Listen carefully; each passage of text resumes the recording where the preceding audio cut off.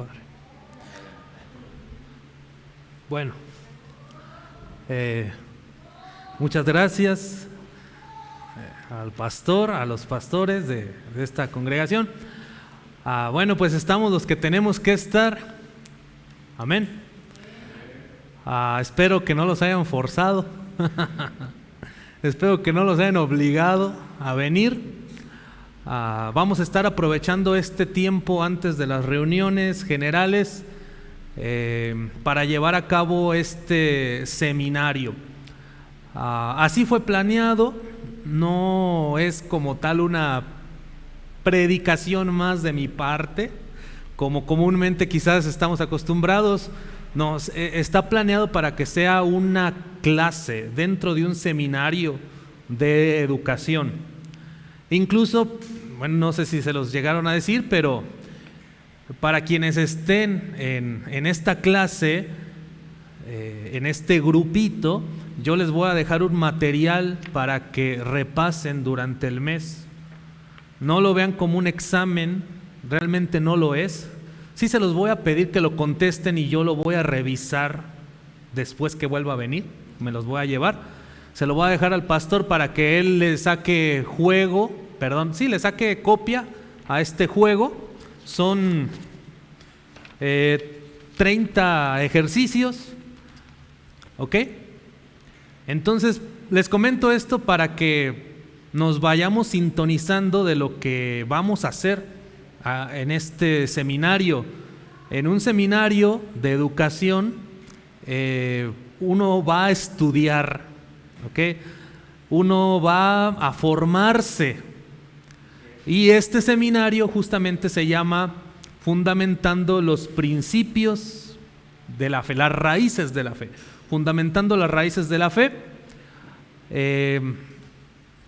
Creo que ya saben un poquito mi formación. Soy historiador, estudié también filosofía. Próximamente espero también terminar algo de teología. Y profesionalmente me dedico justamente a formar teólogos a nivel licenciatura. Ahora, este seminario no lo estamos enmarcando de esta manera, así de formar quizás licenciados en teología o eruditos, rabinos.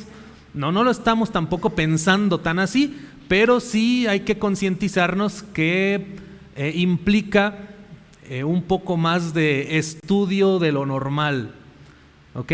Implica estar leyendo un poco más de lo normal, porque es como tal un seminario de educación continua.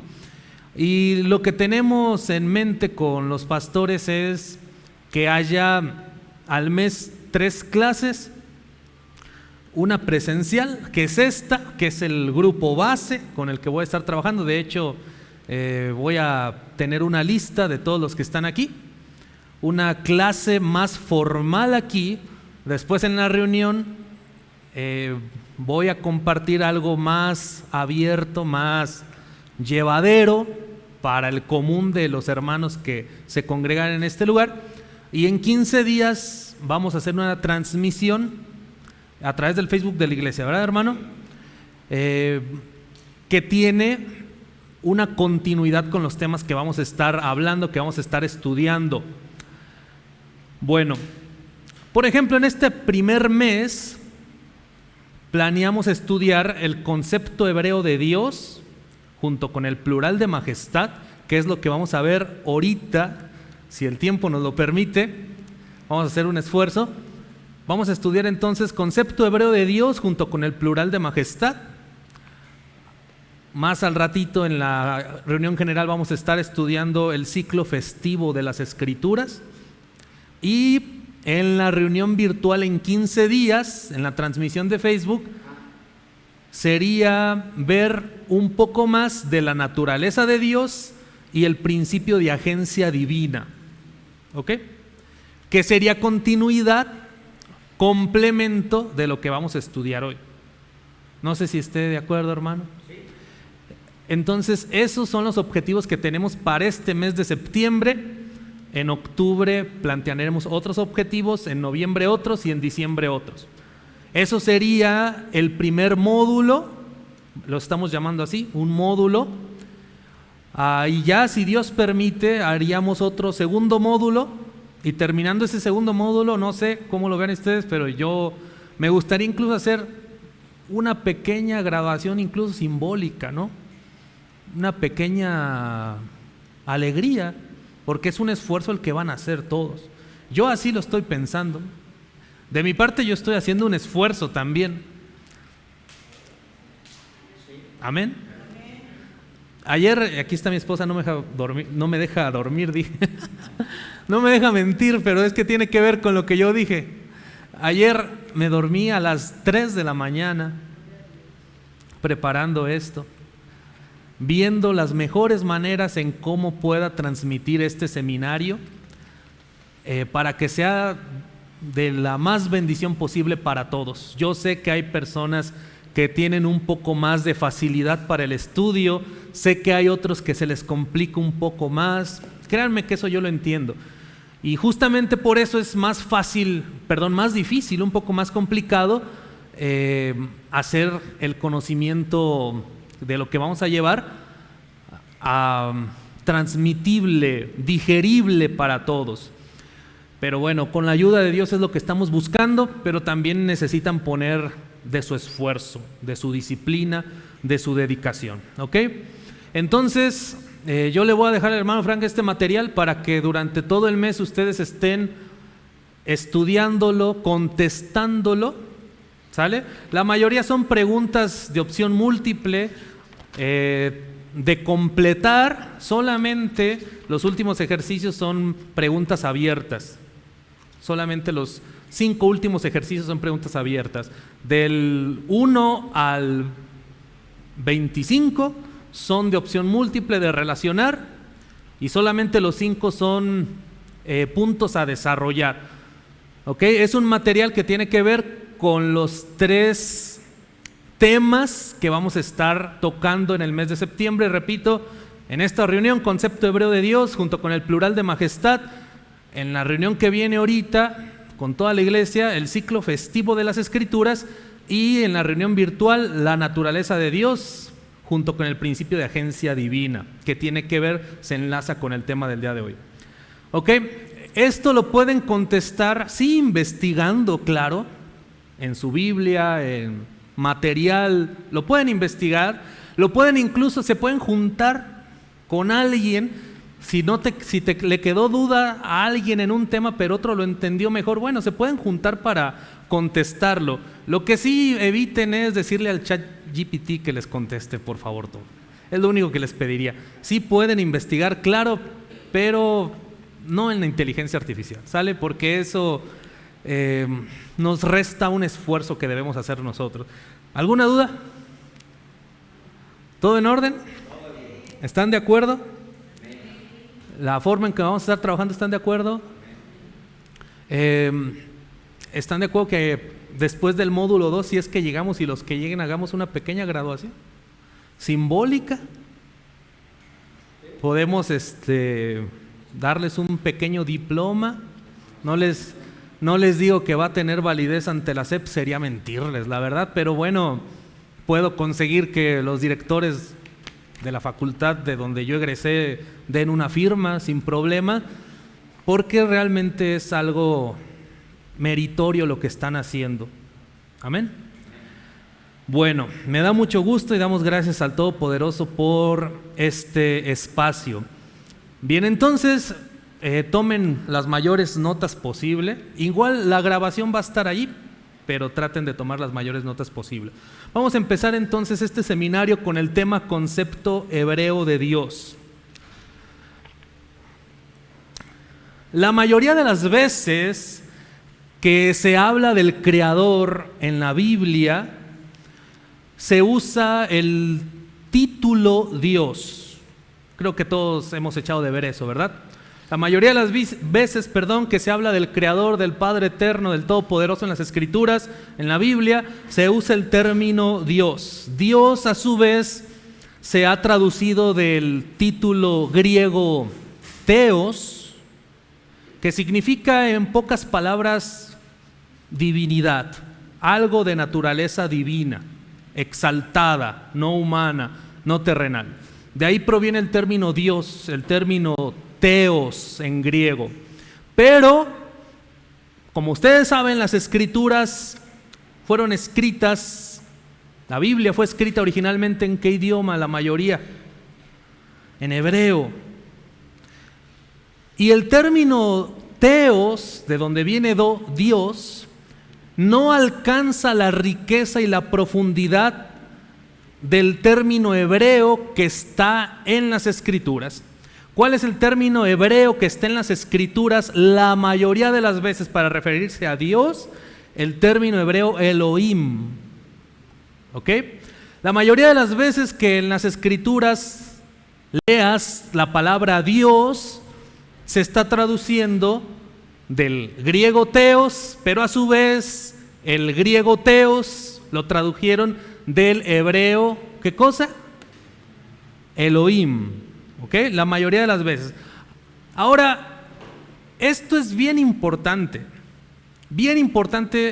entender este primer término hebreo para comprender el concepto hebreo de Dios o del Todopoderoso.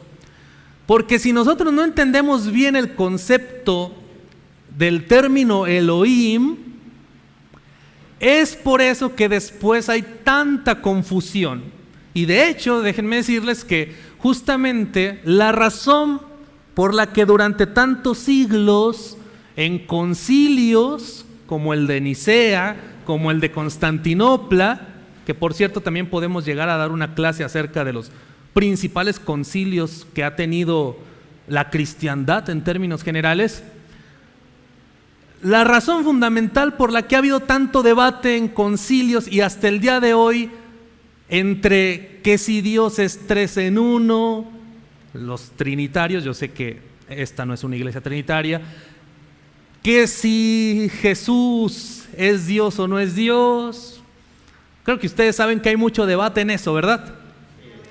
Tanto de los que creen que el Creador es tres en uno, los trinitarios, como de los así llamados unicitarios, o también llamados pentecostales del solo Jesús, que creen que nada más Jesús es Dios. Han visto que tienen debate, ¿verdad? Hasta el día de hoy siguen un montón de debates en torno a esa cuestión. Te voy a decir una cosa, no hubiera tanto debate si entendieran qué significa Elohim en hebreo. De hecho, si tú entiendes el término Elohim, te vas a ahorrar un camino enorme. Si tú entiendes el término Elohim, va a ser un atajo. ¿Sí saben qué es esa palabra? Un atajo es una ruta que te hace llegar más rápido a un objetivo, ¿verdad? A una meta. Si tú entiendes el término Elohim, te vas a zafar, te vas a librar de andar dándole vueltas y vueltas y vueltas y vueltas a debates interminables que hasta el día de hoy hay entre las iglesias. ¿Me van entendiendo hasta aquí? De ahí la importancia de entender qué significa Elohim en las Escrituras, en la Biblia. En primer lugar, es importante decir que Elohim no es un nombre propio. Mi nombre es Eduardo Israel, ¿ok? Ese es mi nombre propio.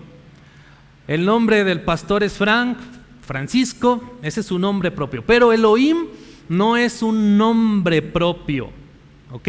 Elohim es un título, ¿ok?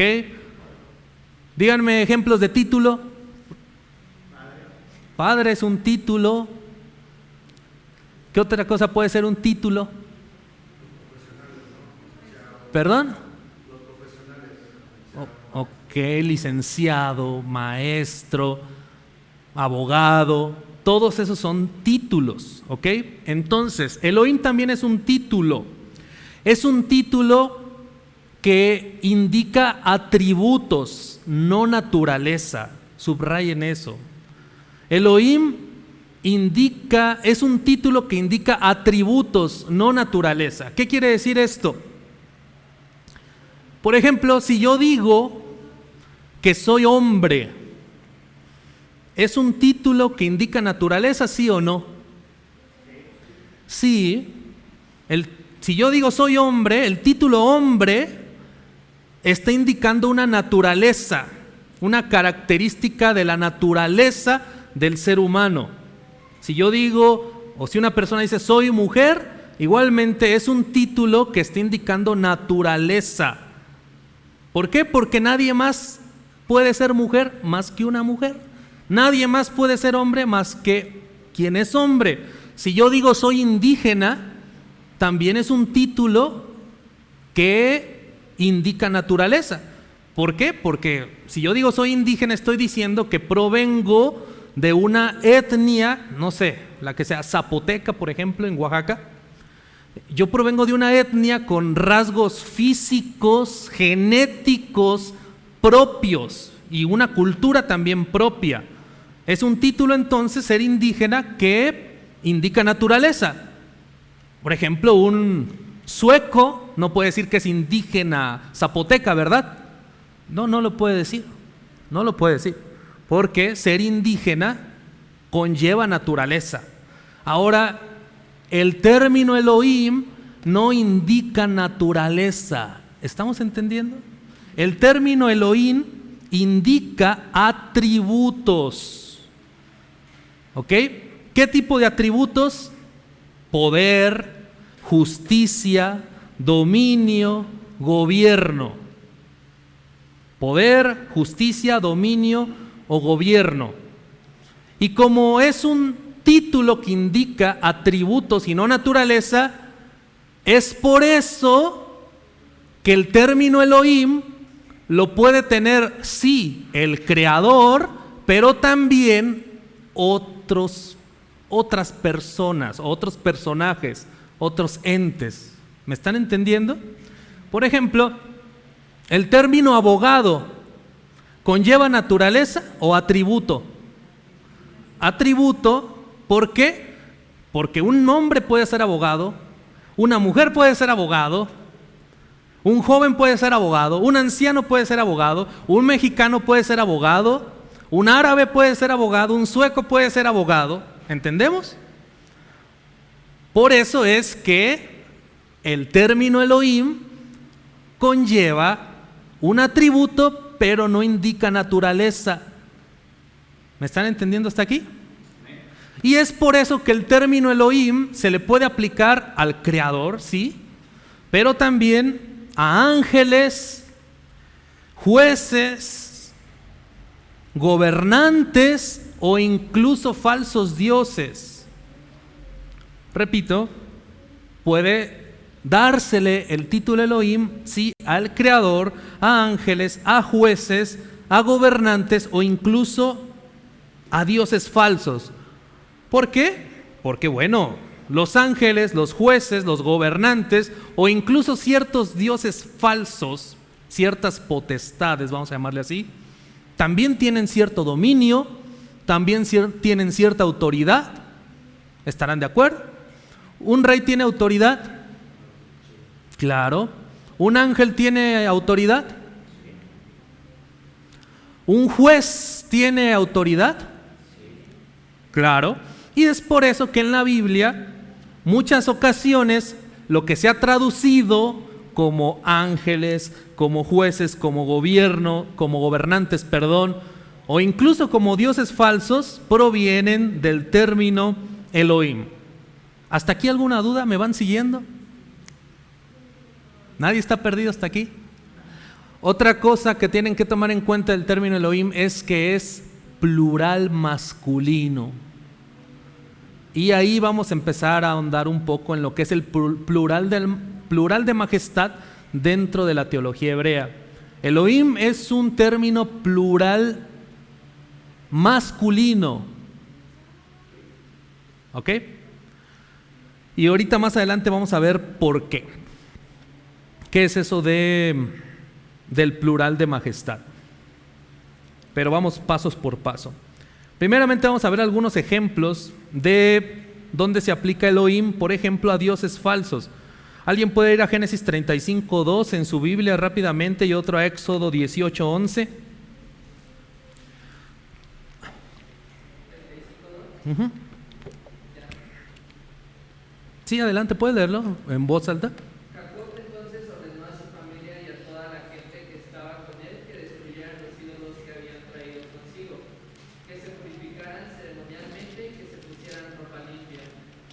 ¿Ok? Bueno, este es el pasaje donde Jacob les invita a su familia a quitar los, ¿cómo dice? Los dioses ajenos. En hebreo literal dice quitad los Elohim ajenos, ¿ok? Dioses falsos. Ahora Éxodo 18:11, ¿alguien lo puede leer?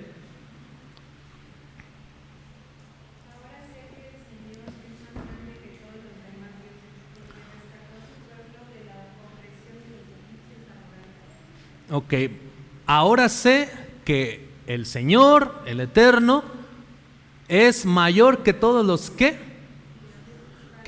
todos los dioses falsos. E igualmente en hebreo dice mayor que todos los que todos los Elohim falsos. En hebreo Elohim Ajerim, todos los dioses falsos. Ahora vamos a ver ejemplos con ángeles celestiales. ¿Alguien puede ver el Salmo 8:5 y otro Hebreos 1:16?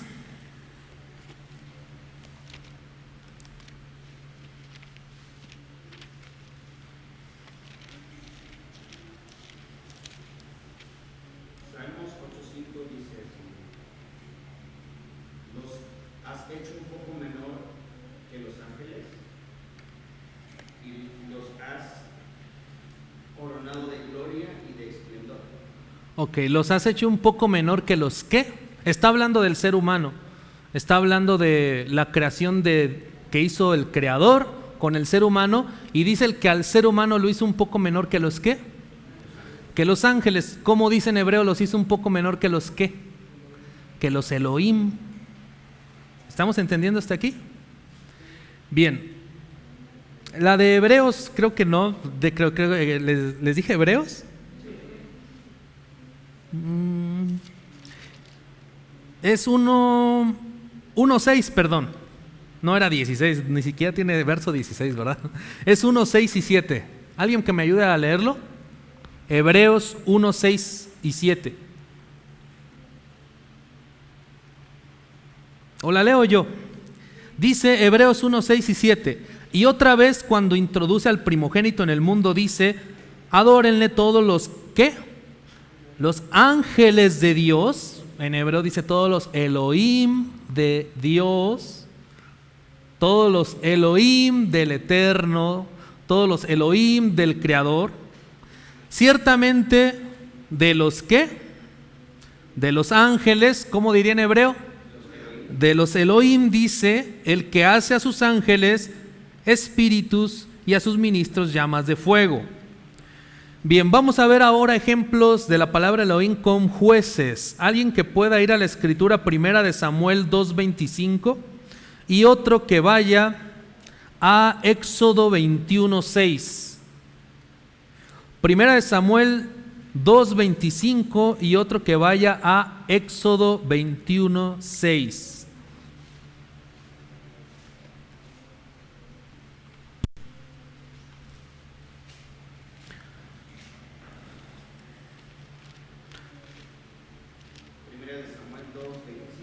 Sí, por favor.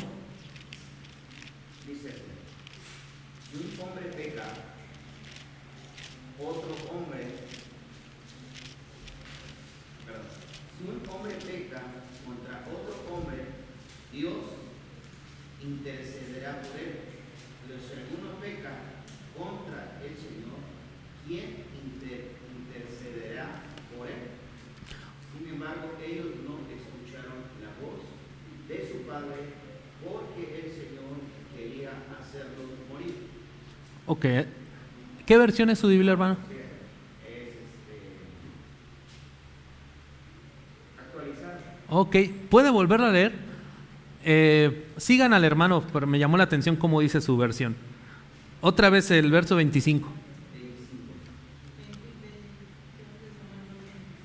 Primera de Samuel 2:25, sí.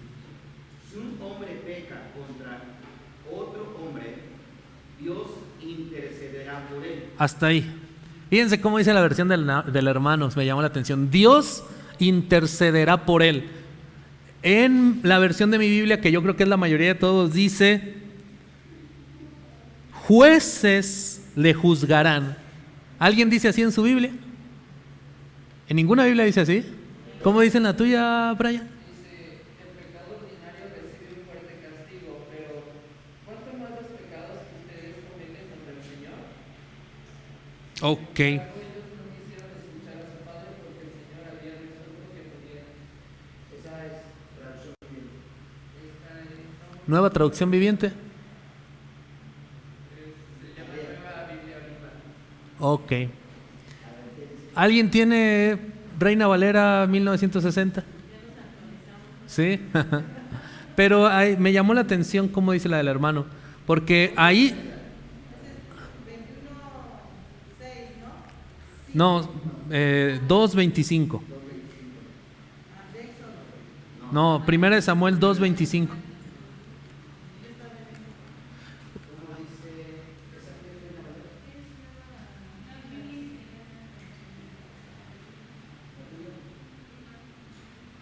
¿Sí? Ah, ok. Qué bueno, eso me da gusto. Pero les comento cómo dice la versión Reina Valera tradicional, que la mayoría usa. Si pecar el hombre contra el hombre, los jueces le juzgarán. La versión actualizada que trae el hermano Frank dice, si pecar el hombre contra el hombre, Dios intercede. Sí, Reina Valera actualizada dice, si pecar el hombre contra el hombre, Dios intercederá por él. ¿Cómo dice en hebreo? Si pecar el hombre contra el hombre, los Elohim le juzgarán, o bien los Elohim intercederán por él. ¿Está haciendo una alusión a quién? A los jueces. De hecho, hasta ahí me llama la atención. Lo escribió en esa versión con mayúscula. Creo que sería un error, ¿eh? Creo que sería un error traducirlo con mayúscula. Sí. Sí, porque ahí está hablando de jueces. En el sentido de que está hablando el texto de que si tú pecas contra otro hombre en el pueblo de Israel, quienes determinaban qué hacer o qué no hacer eran los jueces de Israel, los Elohim, es decir, los jueces, porque tenían autoridad de parte de Dios para dictaminar esos casos entre las personas. Pero dice después que, bueno, si pecas contra otro hombre, los jueces, los Elohim, intercederán o juzgarán el caso. Pero dice, pero si pecan contra quién, contra el Creador, contra el Eterno, contra Dios Todopoderoso, ¿quién podrá interceder allí? ¿Entendemos la idea? Bueno, vamos a ver otro ejemplo. Éxodo 21:6.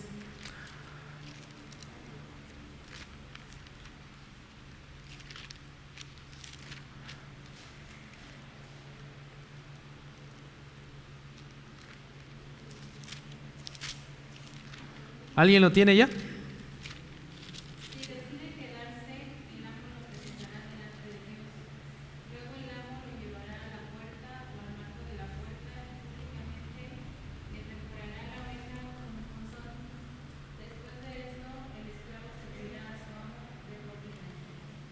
Ok.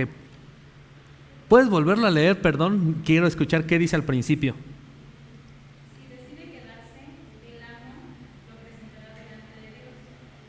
Luego el amo lo llevará a la puerta. Ok, perdón, un paréntesis. Me llama la atención cómo empiezan a traducir estas versiones, porque dice la versión de la hermana, entonces su amo, no, sí dice amo, pero dice, entonces su amo lo llevará delante de Dios. Y en otras versiones, que creo yo que es una mejor traducción, dice los jueces. ¿Por qué? Porque viene del hebreo ¿qué? Elohim. En hebreo dice, entonces su amo lo llevará ante los, ¿qué dice en hebreo? Ante los Elohim. ¿Ok? Que en este contexto tiene que ver con jueces de Israel. ¿Sale?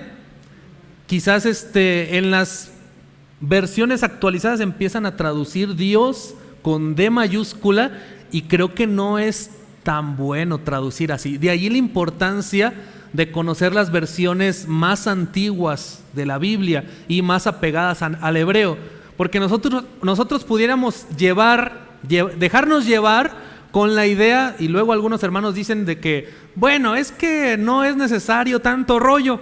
Donde salga Dios con D mayúscula, pues se refiere al Creador, y donde salga Dios con D minúscula, pues es otras cosas, ¿no? Pero, por ejemplo, en lo que acabamos de leer y lo que estamos comparando, por ejemplo, en las versiones actualizadas que ahorita nos hicieron favor de leer la hermana y el hermano, tradujeron Dios con D mayúscula, ¿verdad? Y eso puede hacerle entender al lector que lo sacaban a la puerta, ¿con quién?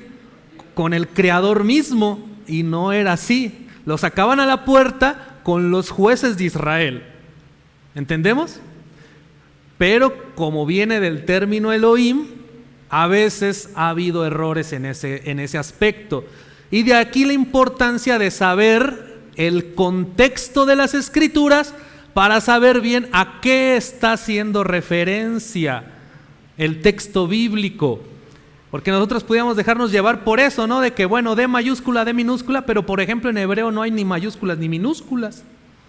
En hebreo no existe D mayúscula, D minúscula, todo es igual en el alfabeto hebreo.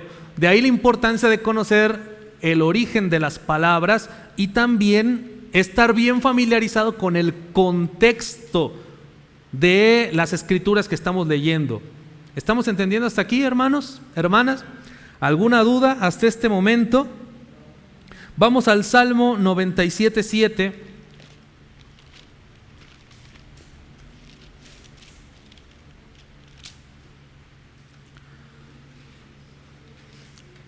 Les leo de mi Biblia.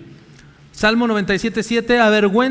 Avergüéncense todos los que sirven a las imágenes de talla, los que se glorían en los ídolos. Póstrense a él todos los que. Póstrense a él todos los que. Dioses. En su Biblia también dice dioses, ¿o cómo dice? ¿Cómo dice en tu Biblia? Sean avergonzados los adoradores de ídolos, todos los que presumen de sus inútiles dioses, porque todo Dios tiene que inclinarse ante él. Pero Dios es minúsculo. Ok. Todo Dios tiene que inclinarse ante él. Y fíjense, si las personas no conocen el contexto del término Elohim, puede llevarles a pensar que ¿qué? Que los seres humanos son Dios, o que existen más dioses, a una especie de politeísmo. Y eso es, ¿qué cosa? Idolatría, porque nosotros somos monoteístas, creemos en un solo Dios verdadero. Ustedes conocen el gran mandamiento, el Shema: escucha Israel, el Eterno nuestro Dios, el Eterno, ¿cuánto? El Eterno es uno solo. Y eso es lo que cree la teología hebrea, que solamente el Eterno, Adonai, el Todopoderoso, es Dios y fuera de Él no hay nada, nada. Y eso lo vamos a seguir viendo en la clase que vamos a tener por la transmisión, lo que es la naturaleza de Dios, pero estoy adelantando un poco. De hecho, la Biblia dice que un ídolo nada es. Nada, no, simplemente no es nada. No existen los ídolos, no existen en realidad los dioses falsos. Pero entonces, ¿por qué en las escrituras, como esta que estamos estudiando, por qué dice póstrense a él todos los dioses? Hay personas que de ahí deducen, pues entonces existen más dioses aparte del Creador bendito. Y eso no es cierto, eso es idolatría. No existe nada aparte del Creador bendito. No existe ningún otro Dios en el sentido de creador, ¿ok? Aparte de nuestro Dios bendito. Aquí algunos estudiosos dicen que puede entenderse de la siguiente manera: dos cosas. Póstrense ante él todos los jueces, o bien póstrense ante él todos los ángeles. ¿Por qué? Porque también son ¿qué? Elohim, también son seres o personas, en el caso de los jueces, o bien seres celestiales en el caso de los ángeles, pero creados por el Eterno, que también poseen poder, autoridad, dominio. Por eso se les da también el término Elohim. ¿Me entendieron hasta aquí? Por eso es que se traduce: póstrense ante el Creador todos los dioses, en el sentido de todos los Elohim, que pueden ser ángeles o jueces, no dioses falsos. ¿Hasta aquí me van entendiendo, hermanos? Fíjense lo importante de saber esto, porque quizás sin darnos cuenta y hasta estamos a veces cayendo en idolatría, de que a veces leemos en la Biblia que dice: póstense ante los dioses o los dioses de las naciones, algo por el estilo, y creemos que en verdad existen. No, no es así. La Biblia dice: un ídolo nada es. Bien, ahora dijimos Elohim es un término, ¿qué cosa dijimos? ¿Singular o plural? Plural. ¿Ok? Y aquí tenemos que también poner mucha atención. Del hecho de que la palabra Elohim sea plural, algunos se han tomado para establecer que Dios es una ¿qué? Una Trinidad. Según algunos, ¿ok? Según algunos teólogos, según algunas iglesias, te van a decir: ah, pues ahí está, tú mismo lo estás diciendo, Elohim es plural. ¿Por qué es plural? Pues porque Dios es Padre, ¿qué más? Es Hijo y es Espíritu Santo. Te van a decir eso, te van a sacar, pues mira, Elohim es plural, y sí, Elohim es plural. Eso significa que hay una pluralidad en Dios, Padre, Hijo y Espíritu Santo. Eso es lo que algunos creen, o no algunos, la mayoría creen, porque ignoran la mentalidad hebrea del término Elohim. Porque para el pueblo judío, para el pueblo de Israel, Dios no es una Trinidad, y tampoco nosotros creemos eso, junto con el pastor que está aquí. Tengo la libertad de decirlo porque sé que tenemos afinidad de ideas. Nosotros no creemos, junto con el pueblo de Israel, que Dios sea una Trinidad compuesta. No creemos que Dios se subdivida en tres partes. ¿Por qué? Shema Israel, escucha Israel, el Señor nuestro Dios, el Señor uno es. ¿Ok? Es único e indivisible. De hecho, se los comparto, en el judaísmo, el cristianismo es una idolatría. ¿Por qué? Por el tema de la Trinidad, principalmente por el tema de la Trinidad. Porque al final de cuentas, para el judaísmo, el cristianismo termina creyendo en tres dioses, lo que atenta contra la unicidad de Dios, el monoteísmo estricto de las Escrituras. Entonces, ¿por qué es plural? Bueno, hacia allá vamos justamente. En las Escrituras hebreas hay algo que se llama plural de majestad. También a veces se puede encontrar como plural majestático, pero es más, se escucha más raro, ¿verdad? Mejor plural de majestad. ¿A qué hace referencia el plural de majestad? Que yo sé que no estamos muy familiarizados con ello, pero por eso estamos estudiando. El plural de majestad hace referencia no a una pluralidad de personas, sino a la intensidad, a la fuerza de una acción o de quien está ejecutando esa acción. Voy a repetir eso.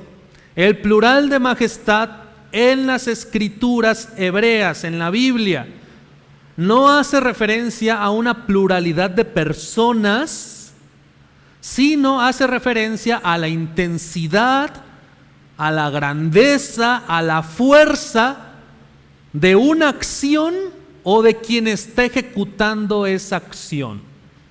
¿Tomaron nota de eso? Vamos a ver ahora algunos ejemplos con respecto a ello. Vamos a Éxodo número 7, verso 1.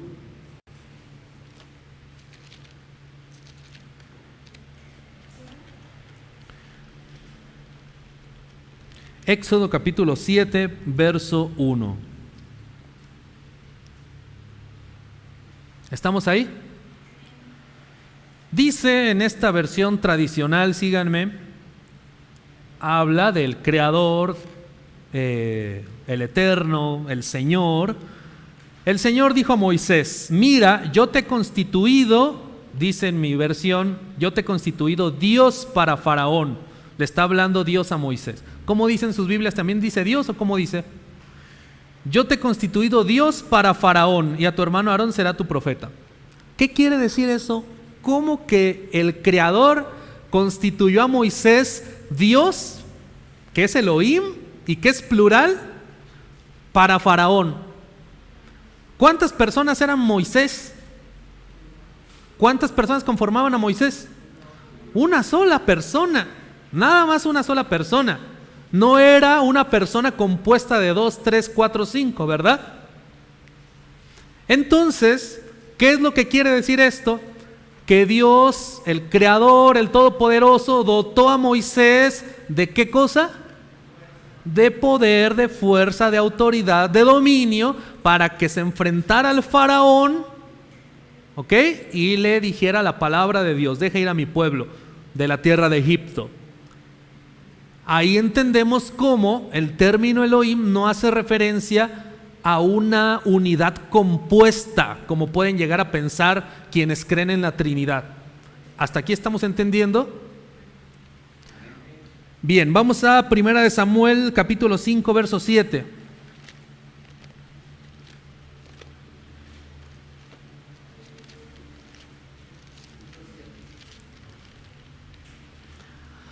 Primera de Samuel capítulo 5 verso 7 dice: y viendo esto los de Asdod dijeron: no quede con nosotros el arca del Dios de Israel, o sea del Elohim de Israel, porque su mano es dura sobre nosotros y sobre nuestro ¿qué? Y sobre nuestro Dios Dagón. En hebreo dice sobre nuestro Elohim Dagón. ¿Cuántos dioses era Dagón? Era un solo dios pagano, falso. ¿Por qué las escrituras, para referirse a ese dios pagano, que era nada más uno de los filisteos, usa el término Elohim? Porque está haciendo una alusión a que era una deidad fuerte, entre comillas, que tenía mucha influencia, mucho dominio entre los filisteos, y por eso se le da el término Elohim, no que fueran varios dioses. ¿Me entendieron hasta aquí, hermanos? No me den el avión, de verdad. ¿Me entendieron hasta aquí? ¿Tienen alguna duda? ¿Comentario? Por eso es que en ocasiones hay pasajes en la Biblia donde se habla en plural. En un momento se habla en plural, pero después se habla en singular. No sé si han visto algún pasaje así en la Biblia. Y pudiéramos pensar que está mal escrito, mal traducido, pero no necesariamente, sino que está haciendo alusión al plural de ¿qué? Plural de majestad. Por ejemplo, se escucha raro si yo digo, yo hoy los visité aquí en la iglesia de Querétaro y por lo tanto hoy nosotros estamos contentos. ¿Me entienden? Estoy hablando en singular, pero de repente empecé a hablar en ¿qué? En plural. En ocasiones así pasa en la Biblia. Y no significa que sean muchas personas, sino que enfatiza la grandeza de lo que se está haciendo. Vamos a verlo con un ejemplo mejor. Génesis 1:26 es el más habitual. Génesis 1:26. ¿Estamos ahí? Génesis 1:26 dice: entonces dijo Dios, ¿cómo dice en hebreo? Entonces dijo ¿quién? Elohim. Entonces dijo Elohim: hagamos, ¿está en plural o en singular? Está en plural. Hagamos al hombre a nuestra imagen, conforme a nuestra semejanza, y señoreen los peces del mar, en las aves de los cielos, etc. Entonces, ¿por qué está hablando Dios el creador en singular y después habla en plural. ¿Me entienden la pregunta? Está hablando en singular, dijo Dios, dijo Elohim, en referencia al Eterno, al Todopoderoso. Dijo el Eterno, dijo Elohim, hagamos en plural. ¿Qué es lo que dicen cuando no se conoce el concepto hebreo de Dios, el concepto hebreo de Elohim, el concepto hebreo del plural de majestad? Bueno, es que Dios es una unidad compuesta, y está ahí hablando el Padre con el Hijo y están ahí intercambiando entre los dos. ¿Han escuchado alguna vez eso? Bueno, eso dentro del pensamiento hebreo no es verdad. Sería un atentado contra la naturaleza de Dios, contra la unicidad de Dios. ¿Qué está hablando aquí?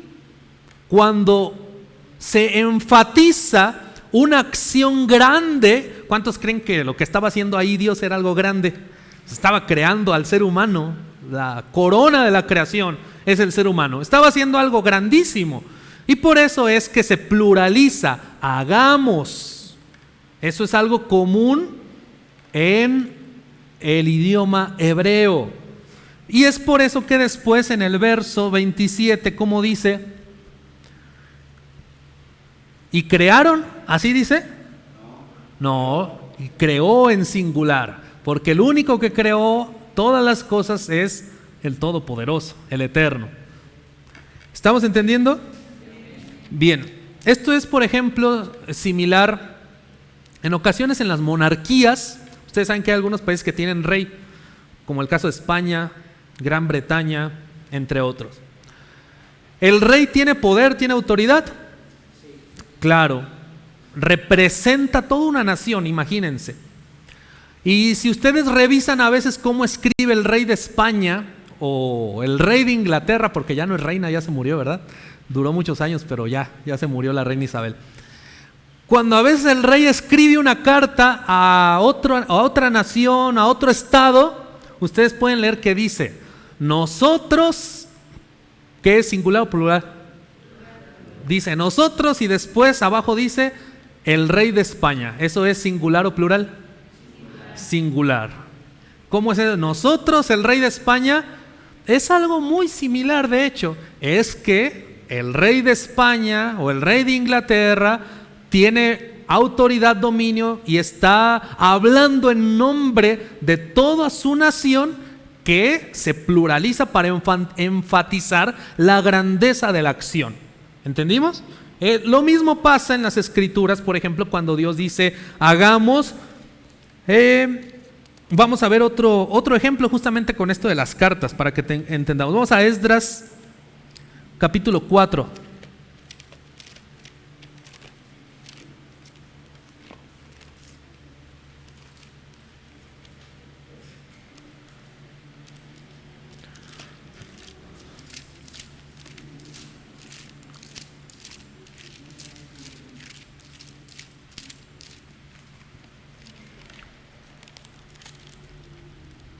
¿Estamos ahí?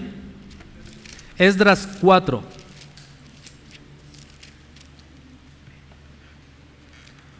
¿Me acompañan?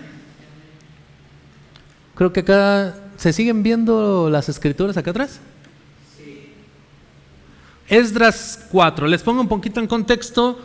En este pasaje, los israelitas habían regresado del exilio y empiezan a construir las murallas de Jerusalén.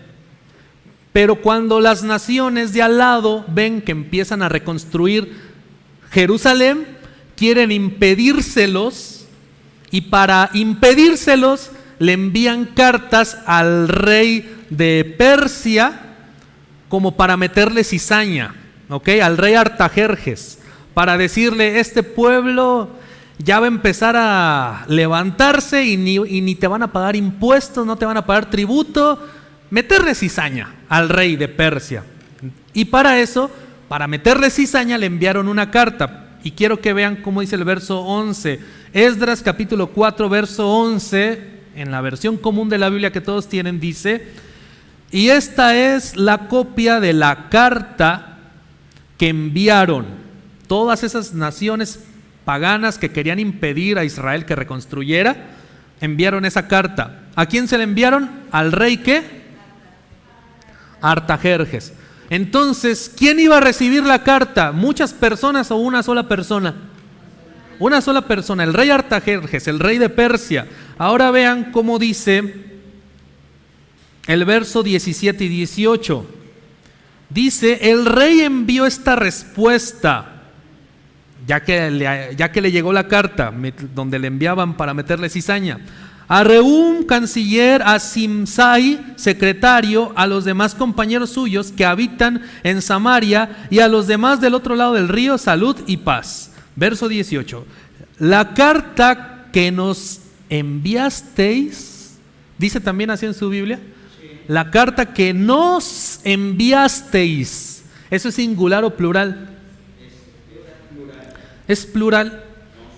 Nos enviasteis. Pero ¿cómo? ¿Qué no habíamos dicho que la carta iba para cuántos? Para uno solo, ¿no?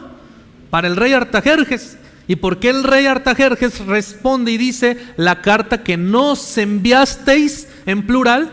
Porque en la literatura hebrea hay algo que se llama plural de majestad, que no habla de pluralidad de personas, sino que enfatiza la grandeza, la profundidad, la relevancia de una acción, o también el poder, la magnificencia, la autoridad de quien está ejecutando esa acción.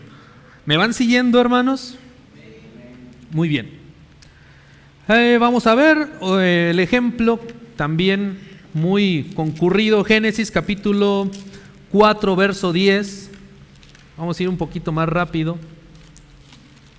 Génesis capítulo 4, verso 10. El famoso asesinato, el famoso primer homicidio, ¿de quién contra quién? De Caín contra Abel, ¿verdad? Dice, ya que, ya saben, ¿no? Lo mató y Dios le pregunta, ¿dónde está tu hermano? Etcétera. Y él le dijo, ¿qué has hecho? Dios le preguntó a Caín. La voz de la sangre de tu hermano clama a mí desde la tierra. ¿Sabes cómo dice en el original hebreo? La voz de las sangres de tu hermano claman por mí. ¿Por qué dirá las sangres? ¿Cuántas veces murió Abel?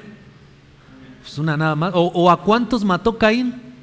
Pues nada más a uno, ¿verdad? A su hermano Abel. Entonces, ¿por qué en hebreo dice las sangres en plural? Por el plural de majestad de las escrituras hebreas.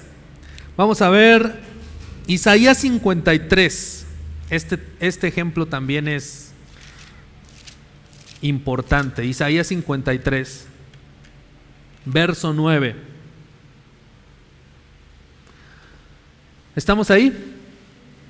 Isaías 53, verso 9 dice, y se dispuso con los impíos su sepultura, mas con los ricos fue en su muerte, aunque nunca hizo maldad ni hubo engaño en su boca.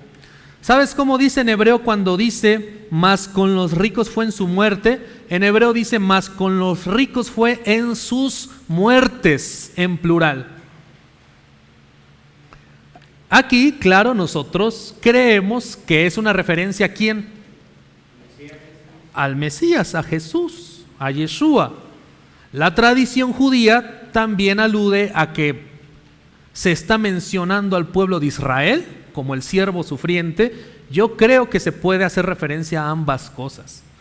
Una escritura puede hacer referencia tanto a una cosa como a otra. Yo creo que sí, si leemos el contexto, hace referencia a Israel, pero también en un sentido profético, mesiánico, hace referencia al Mesías. El punto está, el Mesías, ¿cuántas veces murió? Una sola vez, ¿verdad? Pero fíjense cómo el profeta decía, mas con los ricos fue en sus muertes. ¿Por qué? No porque haya muerto varias veces, sino por la profundidad del acto, la grandeza de lo que pasó, la relevancia de lo que pasó. ¿Ya con esto nos está quedando más claro? Y vamos a ver un último ejemplo. Vayan a Génesis capítulo 11, verso 7.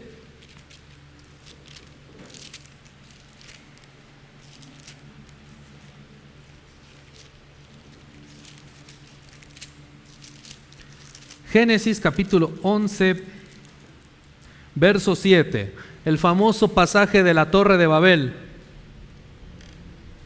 Ya saben lo que pasó, dijeron todos vamos a hacer una torre cuya cúspide llega hasta el cielo, y pues ahí el creador vio que pues esto como que no está cuadrando muy bien.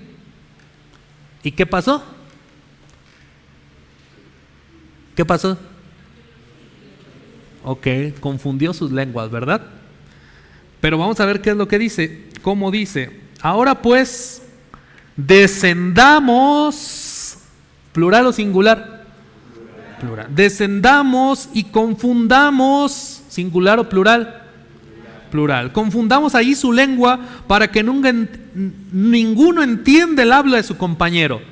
Yo les pregunto, ¿quién hizo esa obra? Dios, nada más Dios, el creador. Y dígame, hermana.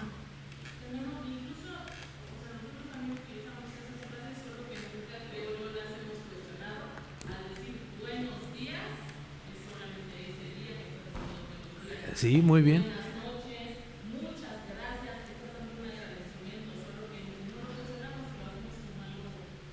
Sí, sí, de hecho sí, también a veces nosotros lo usamos solamente que inconscientemente, exactamente, hermano.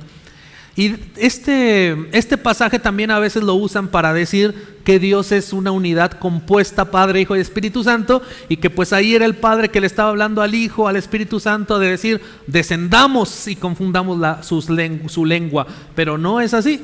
¿Qué está haciendo referencia el texto? A un plural de majestad, que está enfatizando la grandeza del acto que se ejecutó. Amén. Muchas gracias por esa aportación, hermana.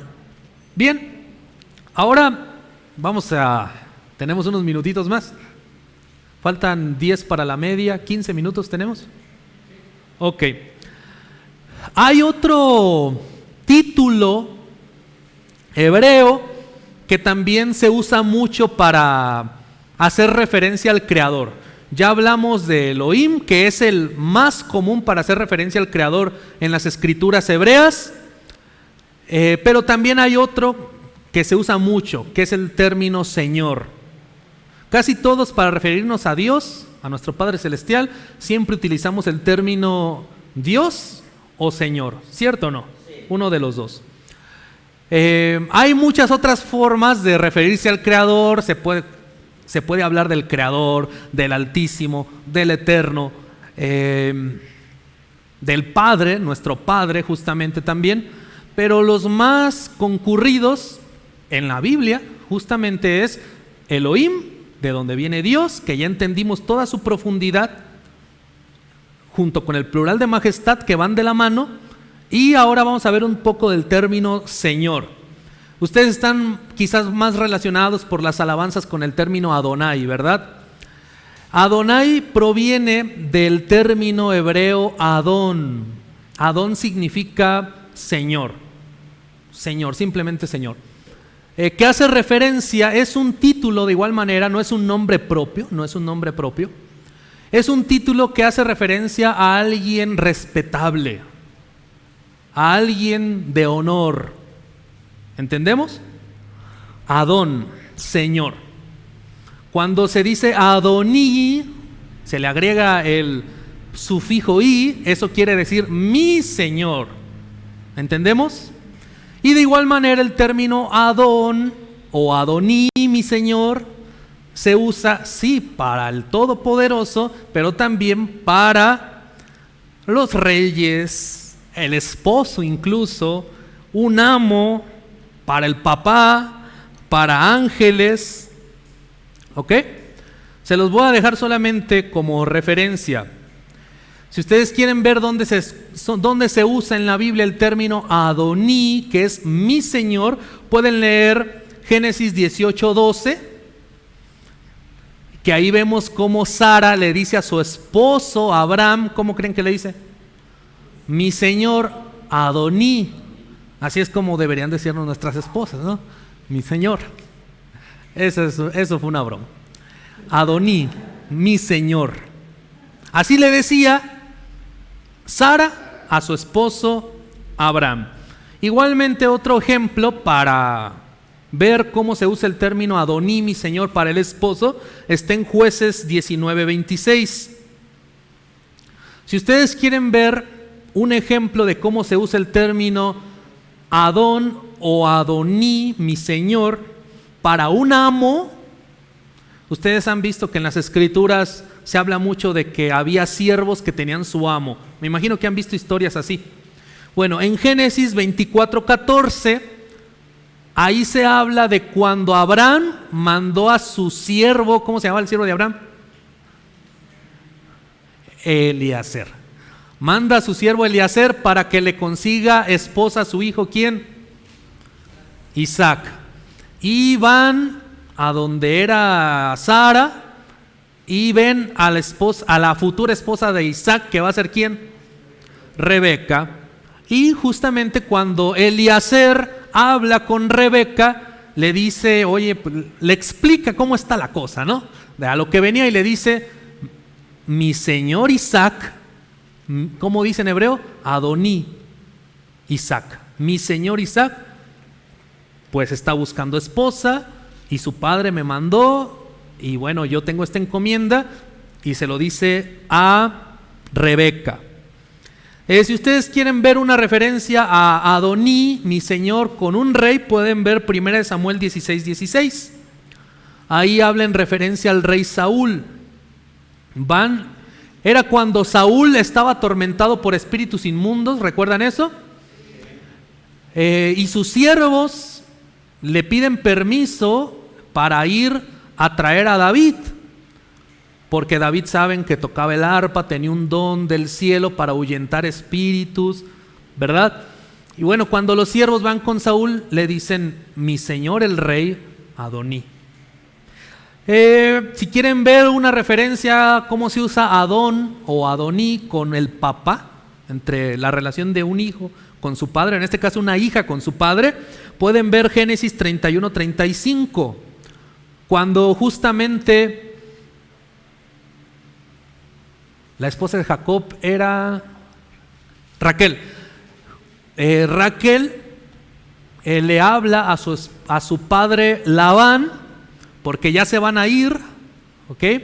Y le dice, mi señor, a su padre Labán, le dice Adoní a su padre Labán. Eso está en Génesis 31:35. Si lo quieren ver en relación a ángeles, también en la Biblia muchas veces a un ángel celestial se le llega a decir Adoní, mi señor. Eso está, por ejemplo, en Jueces 6:12, del 12 al 13. Y claro, en referencia al Creador mismo, eso está en en Josué, capítulo 3, verso 11. Adón es singular, ¿ok? Adón es singular. Adoní es singular en relación a posesivo, mi señor. ¿Cuál es la forma plural para Adón? Es Adonim, ¿ok? Adonim. ¿Qué significa Adonim? Señores, señores, en plural. Vamos a ver aquí sí rápidamente Isaías 26:13.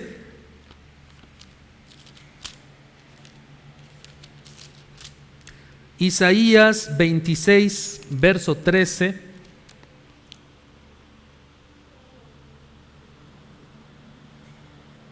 Dice en mi versión, Señor o eterno Dios nuestro, otros señores fuera de ti se han enseñoreado de nosotros. En hebreo dice, otros Adonim fuera de ti, fuera del Creador, se han enseñoreado de nosotros. Ahora bien, aquí está haciendo referencia, sí, a plural de personas, porque está hablando de que muchas personas, muchos gobernantes, gentes de otros pueblos habían sometido al pueblo de Israel. Por eso es que está diciendo el profeta, clamando a Dios, y le dice, Dios, Creador, otros señores se han enseñoreado de nosotros. Aquí sí está haciendo referencia a un plural de personas, pero también, como el término Elohim, también Adonim puede significar un plural, pero un plural de majestad. Por ejemplo, Isaías 19, verso 4. ¿Estamos ahí? Isaías 19, verso 4 dice: y entregaré a Egipto en manos de, dice aquí en mi Biblia, en manos de señor duro. ¿Cómo dicen sus versiones? Y entregaré a Egipto en manos de señor duro. ¿Perdón? En manos de un amo duro y cruel. ¿Alguna otra versión? ¿Todos tienen así, en manos de un señor duro? Bueno, en hebreo dice en manos de un Adonim, en plural, pero está haciendo referencia a una sola persona, a un solo rey cruel, severo con el pueblo de Israel. Pero ¿por qué lo habla en plural el texto hebreo como Adonim? Porque está hablando de la fuerza de lo que iba a ejecutar ese rey cruel o ese señor cruel. Es igualmente un plural de majestad. ¿Entendemos? Igualmente Adonim, plural de Adón, señores, puede hacer referencia a hombres o ángeles. Podemos ver el Salmo 136, verso 3. Salmo 136, verso 3. Salmo 133, verso 3 dice: alabad al Señor de los ¿qué? De los señores. ¿Cómo dice en hebreo al Señor de los qué? De los Adonim. Porque para siempre es su misericordia. ¿A quién está haciendo referencia este señores?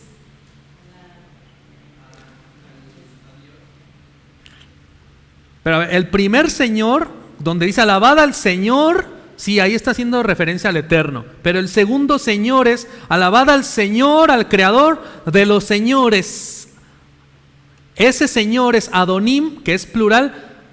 ¿A quién está haciendo referencia? ¿A quién creen que está haciendo referencia? Puede ser ángeles o puede ser también jueces o gobernantes. Las dos cosas puede llegar a ser. ¿Hasta aquí alguna duda? Y bueno, yo sé que quizás están pensando que no, Señor en hebreo se decía como Adonai. Es con lo que más están relacionados, ¿verdad? Sí, ciertamente. Adonai, literalmente, escuchen bien, Adonai significa mis señores en plural. Mis señores. ¿Qué pasa? Lo mismo que en Elohim, es un plural ¿de qué? De majestad. Está haciendo referencia a la grandeza del Eterno, a la grandeza del Todopoderoso, y por eso se pluraliza mis señores, no porque Dios sea una unidad compuesta, no porque sea una Trinidad, ¿entendemos? Sino que se está hablando de la grandeza del Todopoderoso, mis señores, Adonai. Hay que hacer la aclaración, Adonai sí, a diferencia de Elohim, Adonai casi siempre en las escrituras, en la Biblia, casi siempre hace referencia solamente al Creador. De hecho, en la tradición judía, Adonai, el título Adonai, guarda un nivel de santidad muy elevada, casi al mismo nivel, casi pero no igual, que el nombre sagrado del Eterno, del nombre inefable, el tetragramatón, Yud Hei Vav Hei. Para los judíos, Adonai guarda una santidad muy elevada. Y en la Biblia así casi siempre que se usa Adonai es para el Eterno. Muy pocas veces, creo que en un par de veces nada más en toda la Biblia se llega a usar Adonai en otro contexto, pero casi siempre se usa en exclusividad para el Todopoderoso. De hecho, los judíos tienen la tradición de no trivializar tanto el título Adonai por el nivel de santidad que se tiene. Sí, se puede cantar alabanzas con Adonai, se puede orar con el término Adonai, se puede leer la Biblia en una reunión con el término Adonai, pero no usarlo tampoco así como cualquier cosa. ¿Entendemos? Algo similar al nombre del Eterno. Ustedes saben, después vamos a dar un tema sobre eso, pero hay un mandamiento grande que es no utilizar, ¿qué cosa? El nombre de Dios en vano. Ya vamos a ver ese tema también acerca del nombre de Dios. Solamente decir que sí, también en efecto, Adonai tiene un nivel grande también de santidad. Y lo digo por lo siguiente, porque luego hay personas que cuando empiezan a estudiar de las raíces hebreas y demás, me ha tocado saber de casos donde a su hijo le ponen de nombre Adonai. Híjole, espero que no haya nadie aquí que conozcan. No espero ofender a nadie, pero se los comparto. No es solamente así de cualquier título más o algo por el estilo. ¿Dónde se usa Adonai, por ejemplo? Les doy 2 ejemplos y con esto ya estamos terminando ya. Sí, prácticamente ya. Génesis 15:2.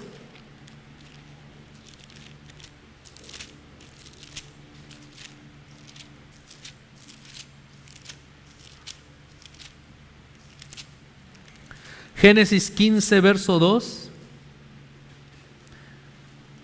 ¿Estamos ahí? Dice Génesis 15, verso 2. Y respondió Abraham, Señor, y después viene el nombre del Eterno, que traducen como Jehová, como Yahvé, etcétera, el tetragramatón. Donde dice Señor y luego el nombre inefable, el nombre del Eterno, en hebreo dice Adonai. Mi Señor es Hashem, Yahweh, si ustedes lo quieren entender así, que no estoy de hecho también muy de acuerdo que así se pronuncie. Pero eso lo dejamos para otra ocasión, no quiero calentar las mentes de más tampoco, pero ¿me entienden a lo que hago referencia? Que allí dice Adonai, mis señores, y luego invoca el nombre del Todopoderoso, porque está haciendo referencia solamente al único Dios, en el sentido de plural de majestad en Adonai, no en plural de personas. Y finalmente, 2 de Samuel capítulo 7.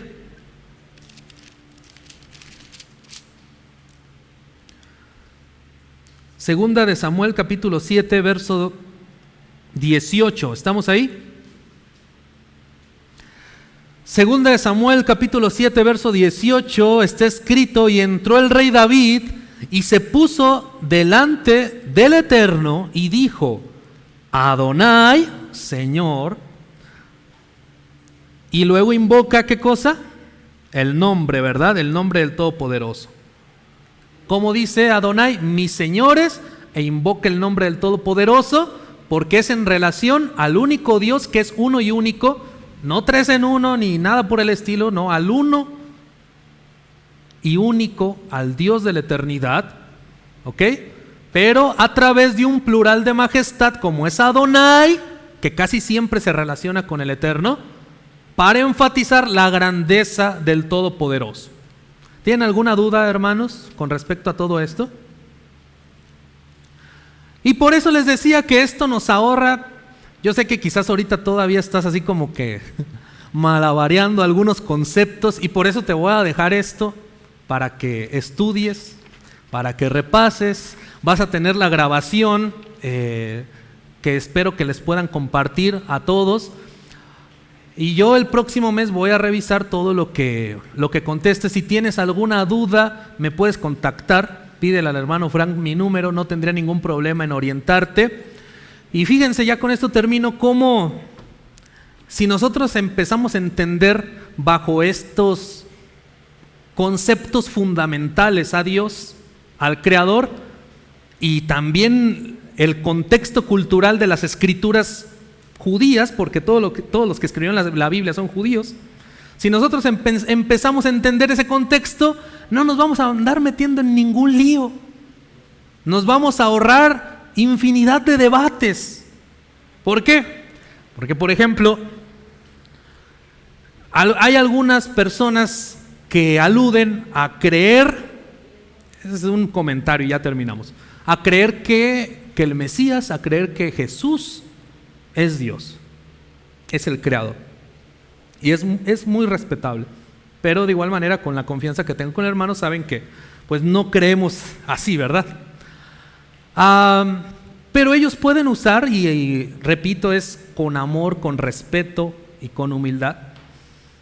Pueden llegar a pensar eso porque hay escrituras en los escritos apostólicos donde en efecto, por ejemplo, Tito capítulo 2 verso 13, o cuando resucitó el Mesías y se le apareció a Felipe, hablan del Mesías y lo mencionan como Dios. Por ejemplo, cuando el Mesías se le apareció a Felipe después de la resurrección, ¿cómo le dijo Felipe? Mi Señor, Adoní, y mi ¿qué? Y mi Dios, mi Elohim. Sí, así dice. Yo no tengo problemas ya con eso. ¿Por qué? Porque entiendo que a Adón no solamente se le daba el título al creador, sino a amos, jueces, gobernantes, reyes. Y de igual manera sé que ahí dice mi Dios, sí, Elohim.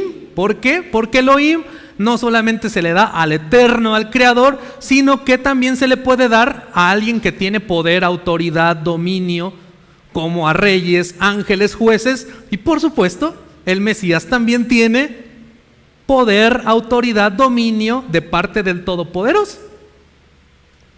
No hay problema que diga así, ¿ok? Porque entendemos que Elohim, fue lo primero que dijimos en la clase, no define naturaleza, sino atributos, ¿ok? Y así nos ahorramos 400, 500 años de concilios y demás. Así nos ahorramos de que es que Dios es una Trinidad, porque dice hagamos, está en plural. Pues sí, está en plural, pero en la mentalidad judía eso no quiere decir pluralidad de personas, sino enfatizar la grandeza de la persona o del acto que se ejecuta.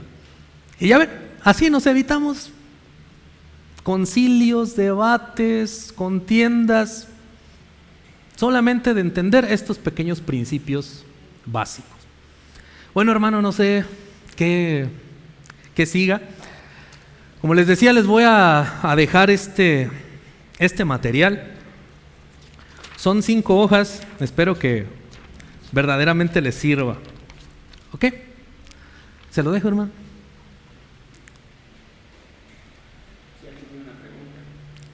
Sí, no sé si alguien tenga una pregunta, duda, comentario, objeción, aclaración, dígame. Vamos a ocupar una Biblia así, tenemos alguna versión en especial, nos facilitaría más para estar en contexto en la clase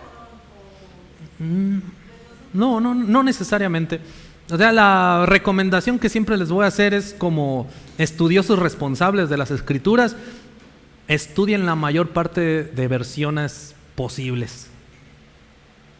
Pero si no es así como que tengan todos esta versión, pues no, me uno a lo que les ha venido transmitiendo el pastor, estudien otras versiones, diferentes versiones, y también versiones que tengan que ver más con el original hebreo.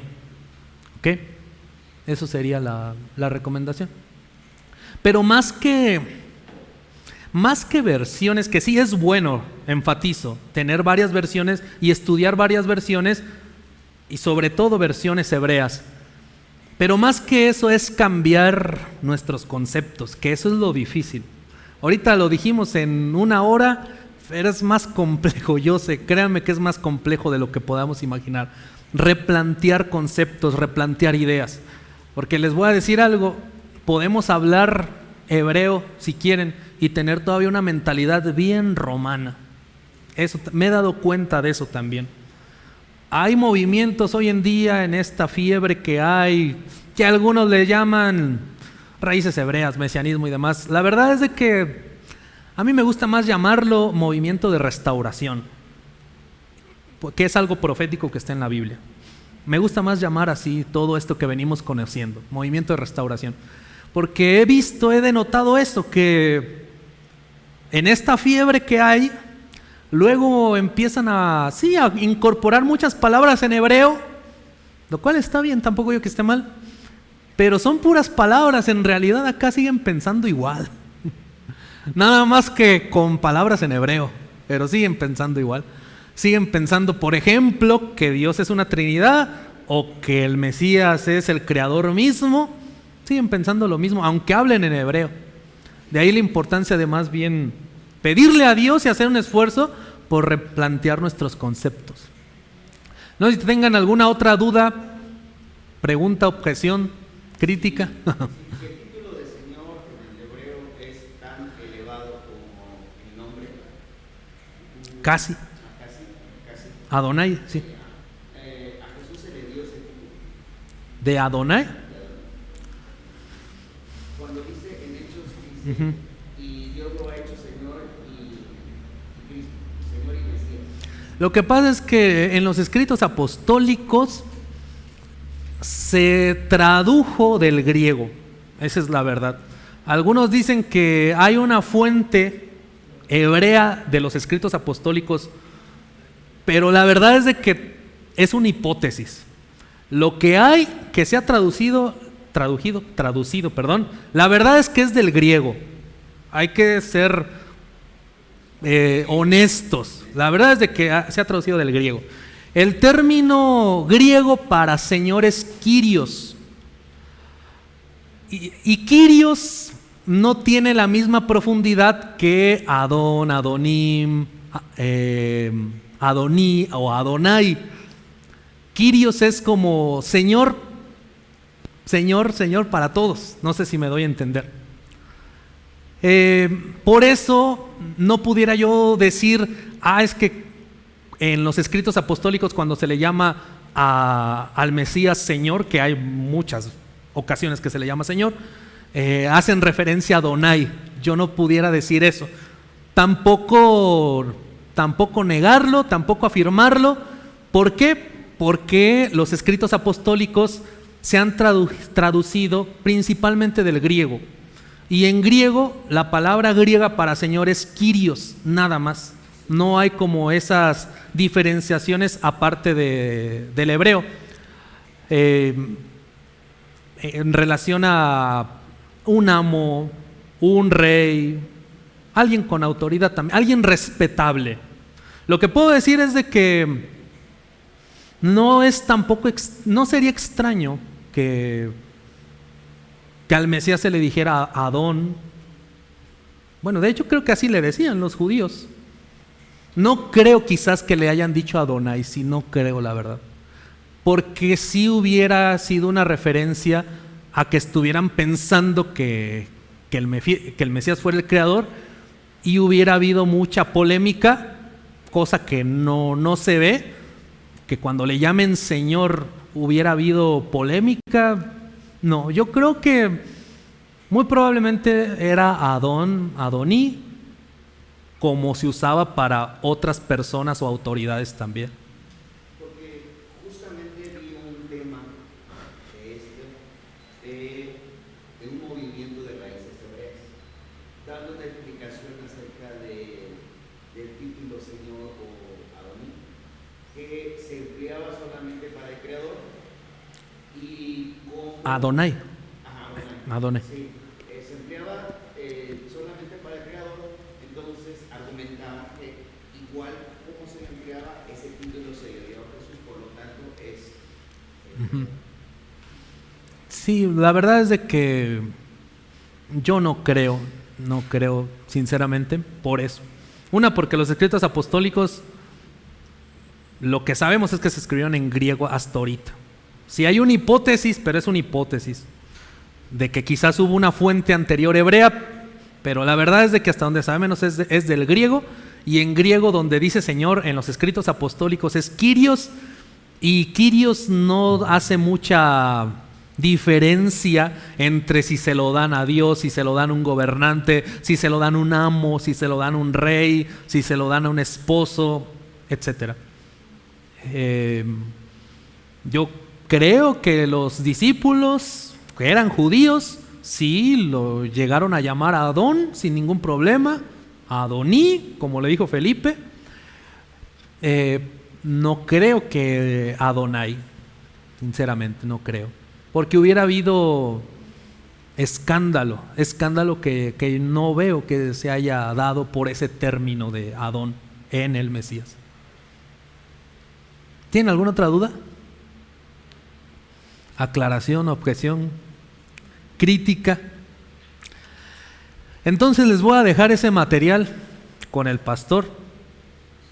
Yo les decía, para los que no alcanzan a llegar, pueden juntarse con un hermano que quizás entendió un poquito más, investiguen en su Biblia. Sí, pueden investigar, no hay ningún problema. En fuentes confiables, solamente les pido que eviten preguntarle todo al ChatGPT o a algún tipo de IA. Ese material que les voy a dejar tiene ejercicios de lo que hablamos aquí, de lo que voy a hablar ahorita en la reunión general y de lo que vamos a seguir hablando en 15 días, ¿verdad? En transmisión a través de Facebook, que es una continuidad de esto que va a ser principio de agencia divina y la naturaleza de Dios. Ahorita vamos a hablar un poco acerca de las fiestas en términos generales y bueno, sobre esos 3 puntos viene su material, lo contestan con la letra más legible, por favor, posible. Pongan su nombre, ya sea atrás o adelante, y el próximo mes que venga me llevo todos sus trabajos, los califico y para la próxima que venga se los doy. Y así nos la vamos llevando, ¿ok? Y ya cuando termine, si Dios quiere, el módulo 2, hacemos una pequeña graduación para aquellos que fueron constantes, fieles, aquellos que se esforzaron, que fueron disciplinados, una graduación simbólica, bonita, ¿ok? El primer módulo es de septiembre a diciembre y el otro pues ya lo veremos con el pastor. Bueno, pues me dio mucho gusto, muchas gracias por esta primera sesión. No sé qué siga, hermano. Un receso. Bueno.